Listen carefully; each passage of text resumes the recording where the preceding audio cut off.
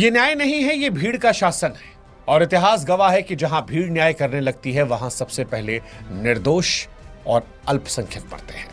बांग्लादेश की सड़कों पर जो ये दिख रहा है, ये किसी फिल्म का सीन नहीं, किसी ओटीटी सीरीज की कहानी नहीं, और ना ही किसी दूर देश की कोई अफवाह या सोशल मीडिया पर बढ़ा चढ़ाकर किया गया कोई दावा।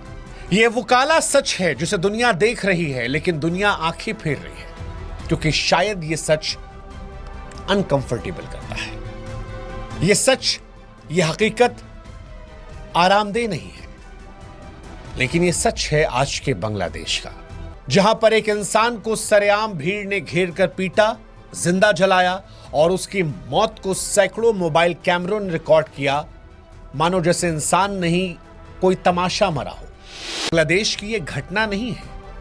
यहां मारने वाले केवल लाठी, पत्थर या आग लेकर नहीं थे। यहां मारने वाले वो खामोश लोग भी थे जो चारों तरफ खड़े थे। वो डर शामिल था जिसने किसी को आगे नहीं बढ़ने दिया।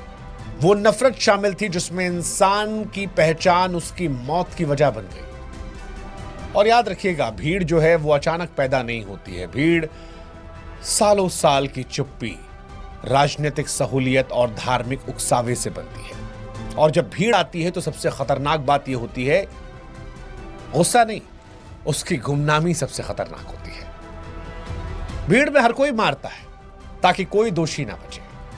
और जब कोई समाज उस भीड़ की हत्या या उस भीड़ की हिंसा को रोकने के बजाय उसे कैमरों से रिकॉर्ड करना चुनता है, तब सवाल सिर्फ अपराध का नहीं होता, उस समाज की आत्मा का बन जाता है।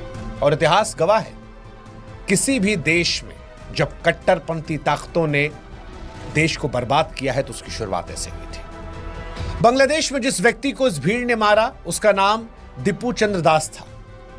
इस व्यक्ति का कोई आपराधिक इतिहास नहीं था, इसने कोई हथियार नहीं उठाया था, कोई हिंसक पृष्ठभूमि नहीं थी, ना बांग्लादेश में वो कोई नेता था, ना कोई आंदोलनकारी। एक आम नागरिक था, एक आम नागरिक जो सुकून से जिंदगी जीना चाहता है। लेकिन बांग्लादेश में इस पर आरोप लगा ईश निंदा का।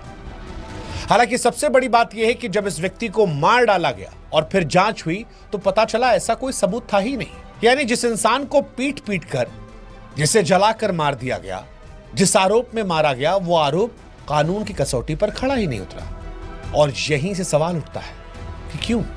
बांग्लादेश की जब प्रमुख सुरक्षा एजेंसी रैपिड एक्शन बटालियन ये कहती है कि दीपू के खिलाफ तो कोई निंदा का सबूत है ही नहीं, और ये हम नहीं कह रहे, ये उनकी सुरक्षा एजेंसी कह रही है, तो मतलब जिस अपराध के लिए आपने एक व्यक्ति को जानवरों से बदतर सलूक करते हुए मारा, इंसान जहां जानवर बन गया, वहां अपराध है ही नहीं, तो फिर सवाल उठता है कि सजा किसने दी? अगर भीड़ ने दी तो भीड़ में डर क्यों नहीं था? डर कि कैमरा चालू है, डर कि लोग देखेंगे, डर कि कानून। और क्या यह प्रत्यक्ष उदाहरण नहीं है कि बांग्लादेश में कानून जो है वो खत्म हो चुका है? क्योंकि भीड़ हावी तभी होती है जब कानून खत्म हो जाता है या कानून का उसे साथ मिल जाता है। और यहीं से यह मामला और बेचैन करता है। यह फिर सवाल उठाता है कि क्या बांग्लादेश में हिंदू सुरक्षित हैं? यह सवाल भावनाओं से पैदा नहीं हुआ है। बांग्लादेश में हिंदुओं की सुरक्षा का सवाल उन घटनाओं से पैदा हुआ है जो बार बार दोहराई जा रही। दीपू चंद्र दास की हत्या में किसी ने यह नहीं पूछा कि दीपू दलित था, ब्राह्मण था, क्षत्रिय था या वैश्य था, क्योंकि बांग्लादेश में जो कट्टरपंथी ताकतें जगी हैं उन्हें इस बात से कोई फर्क नहीं पड़ता। उन्हें सिर्फ इस बात से फर्क पड़ रहा था कि ये हिंदू था। और पाकिस्तान से निकला बांग्लादेश अब पाकिस्तान की राह पर जा रहा है, क्योंकि वहां पर पाकिस्तान की तरह ही हिंदुओं की पहचान ही उनकी जान लेने के लिए काफी हो रही है।